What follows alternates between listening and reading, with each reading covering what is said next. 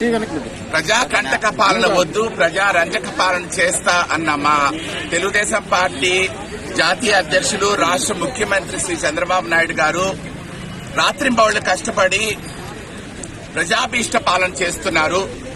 ఆయన ఎంత కష్టపడినా ఆయనకు సహకరించవలసిన వాళ్ళు అధికారులు, ప్రభుత్వ అధికారులు. మీరు ఈ బ్యానర్లు చూశారంటే అర్థమవుతుంది. మా నగిరిలో రేషన్ బియ్యం, ఇసుక, గ్రావెలు, కంకర, కలప, గంజాయి స్మగ్లింగ్ జరుగుతుందని తెలుగు ప్రముఖ దినపత్రికలన్నీ 2024 నుంచి ఈ రోజు వరకు వార్తలు రాస్తున్నా ఆ వార్తలు ప్రభుత్వ అధికారుల కంట పడటం లేదా? మా నగిరిలో స్మగ్లింగ్ మీద ఎందుకు అధికారులు మౌనం వహిస్తున్నారు? ఆ స్మగ్లింగ్ బాస్ అంటే భయమా, లేదా స్మగ్లింగ్ చేసే వాళ్ళు ఇచ్చే ధనం అంటే ఆసన అనేది మాకు తెలియాలి. ప్రభుత్వం బాగా జరగాలంటే కలెక్టర్ సహకరించాలని చెప్పి చంద్రబాబు నాయుడు గారు ఇటీవల సమావేశం పెట్టి చెప్పారు. ఆ కారణం చేత ఈ రోజు నేను చిత్తూరు జిల్లా కలెక్టర్ గారిని విన్నవించుకుంటున్నాను. మా నగర్లో స్మగ్లింగ్ అనేది విపరీతంగా ఉంది.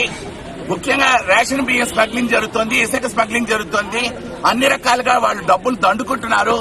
దీని మీద చర్యలు తీసుకోవాల్సిన మా నగిరి తహసీల్దారు ఎందుకు మౌనంగా ఉన్నారు?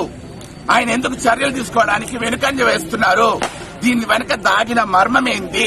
దీని వెనుక ఉన్న రహస్యమేందో గౌరవ చిత్తూరు జిల్లా కలెక్టర్ వారు కనుక్కొని సంబంధితులపై తగు చర్యలు తీసుకొని మా చంద్రన్న పాలనకు చిత్తూరు జిల్లా కలెక్టర్ సహకరించాలని ఈ సందర్భంగా నేను మీడియా ద్వారా విన్నవిస్తున్నాను.